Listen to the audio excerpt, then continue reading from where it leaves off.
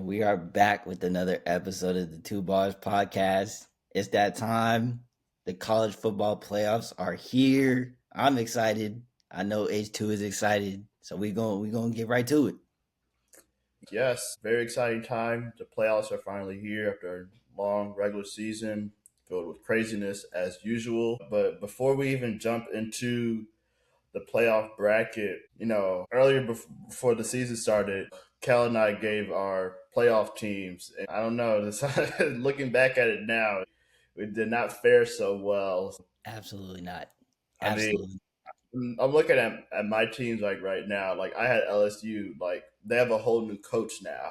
Like they fired their coach. I had Penn State too. They fired their coach. I had him too. Michigan. That's his own. That's his own story. Yeah, Y'all can go look at that on social media and ESPN and all that to see what controversy happened with Michigan. So I'm gonna just end it on that. yeah. I had Illinois too. Who they had a very disappointing season. I had Arizona State too. They kind of disappointed as well. Clemson had a disappointing season too. I mean, I got Alabama right. I got Georgia, Ohio State, Oregon. I'll speak on my teams. The teams I got right, at least from my 12 team playoff predictions. I got Alabama, Georgia, Oregon, Ohio State, and Miami. I had Texas, Florida, LSU. They didn't fare well. Texas, they had a rough couple games. Florida. I told you about Florida though. I thought you were crazy then. I still think you're crazy now. I feel kind of stupid myself for picking Florida. I Yes, don't you lie to should. y'all. LSU, Penn State, Michigan. I picked Kansas State as well, but obviously they didn't make it. And then I also had Notre Dame, which Notre I Dame really, won. Like which I still like listen. Notre Dame. I'm not like mad at that pick. Like they were right there in the discussion on right.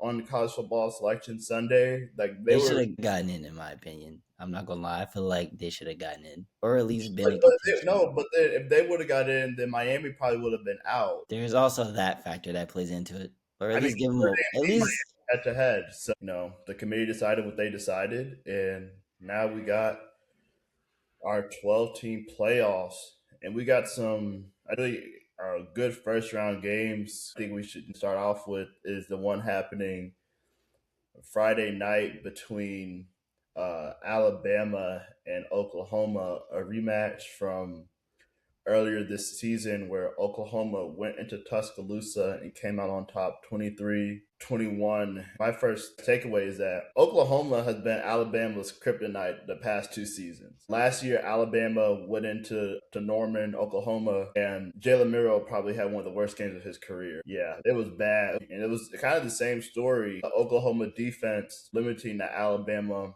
offense. That's been the story this season for Oklahoma. Their defense has been really elite, and their offense does just enough to win games. It's different when you play a team for a second time. Like it's going to be tough for Oklahoma. The one good thing is they're at home, and so they have that to their advantage. But I see Alabama coming out with a different game plan, a different mindset. Ryan Grubb, the offensive coordinators in the country. I can see them trying to change some things up differently than what they did the first game. Right. So I was expecting maybe to see Alabama try to run some more tempo, try to find creative ways to get Ryan Williams involved. Like in that game, he only had like 3 catches. I would maybe look for Alabama to maybe do some jet sweeps, some end arounds to get him involved in the game early. But that Oklahoma, they have a good pass rush. They sacked Ty Simpson 4 times in that game. The key thing is the Alabama O-line going to be able to hold up against that elite Oklahoma pass rush? To your point about Oklahoma, their environment is going to be rocking. I'm already knowing it. The crowd's going to be into it. It's a high intense matchup. You got two teams that have played each other multiple times, and knowing Alabama, they also got Jeremy Bernard, who's been stellar for them this year. Even though they have Ryan Williams, I know Ryan Williams hasn't had much of an impact. He hasn't had like a breakout season, which I thought he was gonna have a killer year coming in to start the season. He hasn't played very well or up to par, up to expectation, as we all know him to. I just hope they find a way to get him involved. But that Oklahoma defense, and I know with the crowd on their side, they're gonna try to they're gonna have the momentum on their side because they already beat Alabama once this season. I'm excited to see what this game has in store because I'm excited. I'm excited to get this college football playoff rocking. Yep, and it's prime time on ABC, ESPN. I just hope it's like a really good game, because kind of last year in the first round, like all the games were blowouts. Like we didn't have Yeah, I didn't like that. I did games. not like that at all. So I hope this year, like the first round games are really good. I think this one has a chance to deliver. And then the other game that I think everyone is looking forward to is this Miami Texas A&M game. Yeah. Oh yeah, I can speak on Texas A&M. Texas A&M, at least what I've seen from Marcel Reed, he been killing it. Like Texas A&M is one of those teams that I guess just shot up the charts just out of nowhere. They had the biggest comeback of the year against South Carolina. That was a crazy game, exciting game. Marcel Reed and that Texas A&M offense is something to watch out for, especially during this college football playoff season. And there's also another game I want to highlight. Oregon and JMU. But I think I like Oregon to win. I think I like Oregon winning that game for sure. Even though JMU just popped out of nowhere and surprised everybody. Like I don't think anybody expected Tulane or JMU to get into the playoff. Those are two teams to also watch out for because, like with these games, you don't know what to expect. So I'm excited to see how all these games play out and who's ultimately going to come out and become champions. The interesting thing about the Ole Miss Tulane game, obviously, just all the noise that has been going around with Ole Miss, as Lane Kiffin has left Ole Miss to become the head coach at LSU, and now Crazy, now crazy. but now he's allowing the offensive assistants who went with him to LSU to come back to Ole Miss.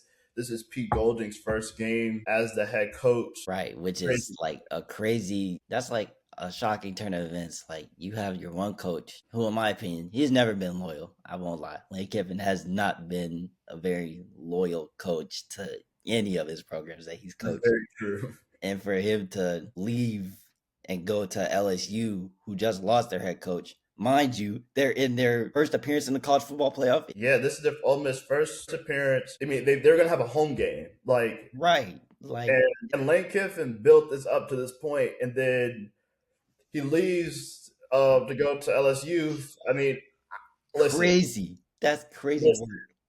listen. Though the timing is bad, Terrible. but like I get why he went to LSU though. Like the timing just sucks because he had to go to get set up with the portal and Right. the early signing I period. Okay. I The can I can get that, but timing sucks. here's my So, question to you. Do you think Ole Miss is going to get it done? Are they going to win and are they going to do you have them going far within the playoff? listen, if they beat Tulane, they get Georgia. Oh, Um, Georgia's blowing them out the water. But I'm not going to say it. I'm not hey, but listen though, but the game Ole Miss played at Georgia. Ole Miss had Georgia. They just didn't finish the game. right. So there's a possibility, but the difference is it's not going to be Lane Kiffin on the sidelines in that game. It's going to be Pete Golding, and so I think that's something to look at. I think the real test for Ole Miss is going to be against the Georgia team, who I wouldn't want to see in this playoffs. To be honest with you, Ooh, that's bold. That's a bold take. Why do you say that? because okay, listen. This Georgia team, this was a typical Kirby Smart Georgia team. They were physical. They were running the ball. They were solid defensively, and like you have a motivated Kirby Smart. Like That's a scary sight to see. That's a scary sight to see. I feel like it doesn't matter who's in Georgia's way. They got the SEC championship. Right. Like they They got beat them. they're feeling good about themselves. But like the thing, what makes Kirby one of the best coaches is he never lets his teams get satisfied. Oh yeah, Because no, they're never complacent. Like they're always gonna show up. They're always gonna play hard. But here's a team. I'll give you my three teams that I think are gonna pull it out. I'll give my teams, and then you give your teams. I'm gonna go Georgia, Ohio State, and Indiana. I feel like we haven't touched on Indiana and Fernando Mendoza. I think that's a perfect segue. What Indiana has done has been absolutely incredible to Yes, say. I saw them play Maryland this year. What you can appreciate about Indiana is that they are relentless all game, no matter the score, no matter who they're playing, and they have found ways to win games, and they've proven the haters wrong. I would say, because the knock on them last year was they did just beat up on a bunch of teams they're supposed to beat, right. and then they played Ohio State and lost. But this year, the difference is you go to Eugene, Oregon, and beat Oregon on the road, and then you beat Ohio State in the Big Ten championship. That's perfect. That's all you can ask for. I had the privilege to attend the Heisman ceremony and see Fernando Mendoza win. He won. He got first in almost all the categories. Just to be in the presence of that greatness and how great of a quarterback he really is was a dream come true. It was surreal, but I got to listen to him talk in interviews about their game upcoming in the Rose Bowl, and I know they're ready. He's ready. Yeah. And Kurt Ignetti has done an amazing job there too. Just how fundamentally sound they are, and they don't really do anything crazy. Like They don't. This it's just fundamental offense. it's a fundamental defense. They tackle well. Fernando Mendoza is just clutch. He's really just a clutch quarterback. He gets things done in the clutch. Think about the play that probably arguably might have saved their season, that touchdown throw against Penn State on the road, where it looks Oh yeah, that was crazy. like Penn State going to win a big game at home, and No, then they can't get it done. They couldn't nope, get it done. not today. Not today. Another team that deserves some credit too for the season they've had is Texas Tech, and what Joey McGuire has done there. He's done a really good job of building that Texas Tech football program up. Obviously down there in Lubbock got a lot of money, so he's getting all that big Texas money, and they're another team that's not coming into the playoff. I think another team that's probably motivated after they lost the Big Ten championship game is Ohio State. Yeah, Like no doubt in my I mind. think they'll be, and so I think it's going to be an exciting playoffs. I'm looking at the bracket. I think some of these potential matchups that we could be looking at are like setting us up like really well. Cal, I do want you to take your victory lap or whatever to talk about Miami. Hey, I'll just talk about Carson Beck and Malachi Tony. Malachi Tony, freshman standout wide receiver, has been killing it all year, really made his presence felt. Carson Beck, you said this when we were making our predictions. You said this is gonna be a redemption year for Carson Beck. I mean, hey, you can kind of chime in if you want. But Carson Beck, I think he had a good year.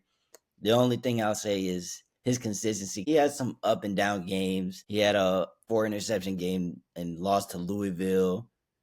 Mhm. And I thought that game was kind of rough. So now they're in the playoff. Malachi Tony, very impressive year. One of the guys I'm looking out for, especially as their playoff run starts. I think the thing that scares me with Miami is the Carson Beck inconsistency Hmm. because Hmm. they're playing on the road at Texas A&M, Oh yeah, that's gonna be and it's like on the that road. crowd's gonna be crazy. How is Carson Beck gonna be able to handle that? Because you can't be inconsistent against A&M because they will blow you out. Since A&M is gonna be at home, and you know how Kyle Field gets, Oh especially when a big time game, whether it's SEC, a rival matchup, or even a college football playoff matchup, like Kyle Field will be rock. yeah, yeah, it's gonna be loud. It is now about that time. We're gonna do prediction time. We're just gonna go through the whole bracket. We'll start off with James Madison uh, and Oregon. I think we both agree we're going to take Oregon in this game. I got Oregon. I think Oregon's going to be too much for James Madison. The game is in Eugene, and I just don't see Oregon. I don't see Oregon losing. Actually, moving on to the game Friday night, Alabama, Oklahoma. I'm very torn with Hey, this. I'm right there with you, brother. I'm like, this game could go either way. But listen, I'm rolling with the Tide. Kalen DeBoer, Ryan Grubb. You might see some of the best offensive plays from Alabama in this game. Um, Mm. and I think they're going to want to avenge that loss earlier in the season. That's real. I can definitely see why you pick Alabama. But part of me wants to go Alabama, but I think Oklahoma, especially since they're at home, they have a lot of the momentum on their side. I think it'll be a close game. They already have the momentum on their side coming in as they already beat Alabama. Next, we got Tulane, Ole Miss. Um, Both Ole Miss, teams kind of jumped out at me. I'm not gonna lie. I don't know actually. I'm kind of indecisive about this one. I mean, especially with the Ole Miss situation and how that played out. I don't know what to expect now, but I mean, Ole Miss is gonna show up regardless, and then they're gonna play hard. So I mean, if I had to pick, I might go with Ole Miss. no, I got Ole Miss too. I think they'll handle Tulane. They still have Trinidad Chambliss. They still Very have good Charlie quarterback. Jr. They still got all their weapons. And then the final first round game, Miami and Texas A&M. This is an easy one for me. Texas A&M's at home. I think it could be a close game, but I think this game could get out of hand too. With that Texas A&M defense, and listen, Texas A&M has looked really good all year, except for one game on the road against Texas. Right. Um, and in the first half against South Carolina. But outside of that, they've looked very dominant this season. They're battle tested, went on the road earlier this season and beat Notre Dame. I just trust Texas A&M's defense, and it's hard to bet against Marcel Reed. I might have to go with you on Texas A&M. I just don't know if Carson Beck is going to be able to handle the pressure of Texas A&M's defense, especially since they're on the road. But I do expect Carson Beck to have a big game, as well as Malachi Tony for that as well.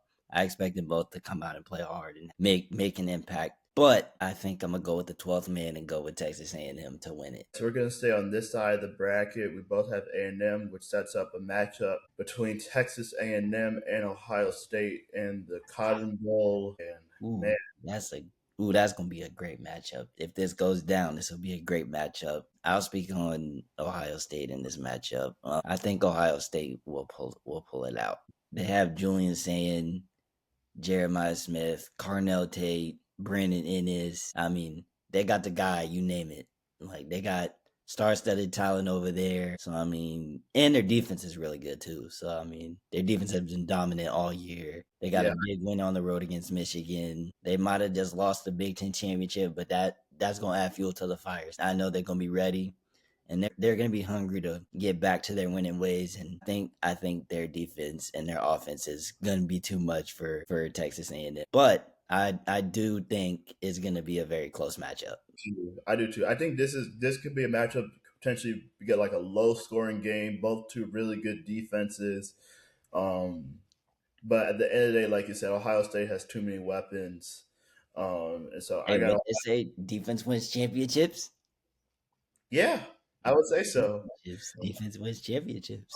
And so I got Ohio State going to the semis. Next in the Sugar Bowl, we got Ole Miss and Georgia. This one's easy for me too. You're giving Kirby a lot of time to prepare for this game. Georgia basically has like over a month off. They're going to be healthy. You know, just because they don't play until New Year's Day, No, they're not going to be complacent. Like at Kirby, all. At all. and so Kirby's and going to be on them to make sure they're ready. And I know my Georgia Bulldogs are going to be ready to come out. in the Rose Bowl in Pasadena, California, I have Alabama and Indiana in this match. Well, that's a great. Uh, I'm uh, torn. I'm not gonna lie. I've you're in actually. Oklahoma though, so let me go first because you Yeah, got you Alabama. go ahead. You go ahead. Tough match. As much as I want to say Alabama, Indiana is the better team in this matchup. Sometimes the numbers don't lie. Your eye test does not lie. You got to go with the better team, and Indiana's the better team. I got them advancing to the semifinals. So I'll let you go with your Oklahoma Indiana matchup. I'm gonna go with Indiana. I feel like Fernando Mendoza has showed us how clutch and how great of a player he is all season. I didn't know who he was till the game at Penn State, and then I found out they went into Oregon, beat Oregon. Now to see that he won the Heisman, I think I got to bet on the Heisman and go with Fernando Mendoza in Indiana. And we got Oregon beating James Madison, so that sets up an Oregon Texas Tech matchup, and Ooh, that's gonna be interesting. That's gonna be an interesting game. I feel like I actually like Oregon in this game. I just think once again Dan Lanning on that sideline and Right. Dante Moore had a really good year. Oregon's they're a really sound football team. It's not a knock against Texas Tech. I think this is one of those times where this is Texas Tech first time in the playoff. They're trying to figure out how to handle this long layoff versus an Oregon team who has already played a game already. They're going to be coming in with a little bit more momentum coming into the game, and so I like the Oregon Ducks to advance to the semifinals.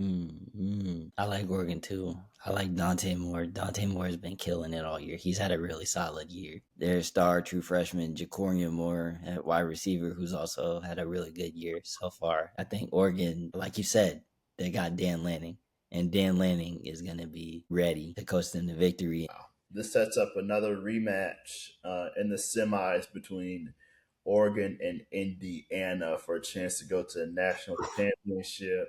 Hey, keep in mind, y'all, these are just our predictions. But if these matchups happen, this will probably be one of the greatest college football playoffs ever. I mean, because this game was a really close game in Eugene, back and forth game.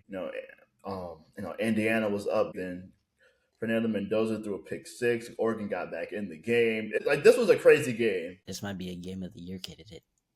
But I think that this is unfortunately when Indiana's run comes to an end.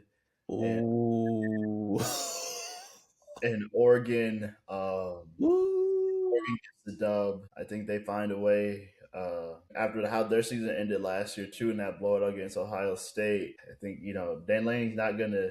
I like this side of you. You play a devil's advocate. I think that Dan Lanning's gonna have his team ready to go for this opportunity for a chance to play for a national championship. I like Oregon in a national championship game. Ooh, that's bold, but hey, like I said, I'm gonna roll with the Hoosiers. I'm gonna roll with Fernando Mendoza. I think he's like I've touched on all episode, is his clutch gene, his clutch factor. His resume speaks for itself this year. There's nothing else he has to prove. He's ready. He's built for these moments. He was built for the Big Ten championship, and look what he came out and did.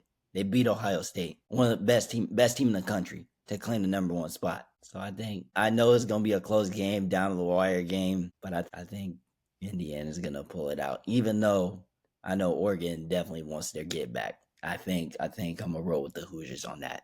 Yeah, I in this other semifinal matchup, which talking about another good matchup, we got Georgia and Ohio State. Ooh, Georgia and Ohio State. And the last time these two teams played in the semifinals, we had a epic game down to the wire. Ohio State had a chance to win the game right when the kick missed, right as it hit New Year's Day on the East Coast. I was watching that game in my friend's house. That game was crazy. Crazy. I think we're going to see Kirby Smart facing off against his former defensive coordinator. I like Georgia to beat Ohio State. It's hard to pick against Kirby Smart. As good as Ohio State is, I just think you get Georgia in these type of games. They're ready. They've been here many, many, many times. More times than I can count. With the chance to go to a national championship. Like, to me, this whole year, I think for Georgia has been about focusing on those details because of how last season ended. I like Georgia to beat Ohio State and to go play for a national championship. I mean, you've seen why they're ranked as high as they've been, like, forever. They've always been in, like, the top 5 seed in the country. They've always been one of the best teams in the country. And with how dominant of a coach that Kirby Smart is, he's gonna make sure his guys ready. I know Ohio State. I know all the hype around how great their defense is. Do you think Julian Sain's ready? That Georgia defense is something else. That Georgia, and we saw Julian Sain go up against a good defense in Indiana and struggle. Like, we got to keep that in mind. Right. I'm gonna roll with my Georgia Bulldogs. I gotta roll with the home team. All right. So listen, I got listen, this national championship matchups that we both have are incredible. In Miami, I have Oregon and Georgia in the national championship, and once again, the Georgia Bulldogs are raising that trophy, winning Kirby Smart's third national championship, and the Bulldogs are back on top. That And means my matchup will be Georgia and Indiana, man. I'm ooh. Ooh, I think I set myself up there. But I think that will probably be one of the greatest national championship games of all time. I really hope it is. If this were to hypothetically happen, you got two great teams going at it to battle for a national championship. And that's that's what the fans want. And that's all we can ask for. You got on one side, you got the Heisman winner, Fernando Mendoza, who's from Miami, he's gonna be in his hometown, but you got this tenacious Georgia defense. Don't get me wrong, this is not a knock on Indiana. But I know Fernando Mendoza has been built for moments like these, and he's gonna be ready. I know he is. I know that for a fact. But how much can they withstand this Georgia defense? And how much can this Indiana defense take on with how dominant and high powered this Georgia is? Those are my two things I'm looking for if we were to ever hypothetically get this matchup. But like you said, to win it all, I'm betting on my dogs. Go Georgia, baby. We bring the chip back to Athens. That is a great way to close out this episode. I'm not even gonna lie to you. it is. Hey, man, this has been episode 7 of the 2Ballers Podcast. Hey, man, make sure y'all follow us on Instagram at 2Ballers Podcast. Make sure y'all subscribe so y'all don't get to miss out on all this great content we got for y'all. We want y'all to enjoy the college football playoff. Eat your popcorn. Sit on the couch. It's the holiday season, so this is like a little Merry Christmas to y'all. So, hey, man, this has been episode 7 of the 2Ballers Podcast featuring me and my boy H2, man. Hey, we out. We out.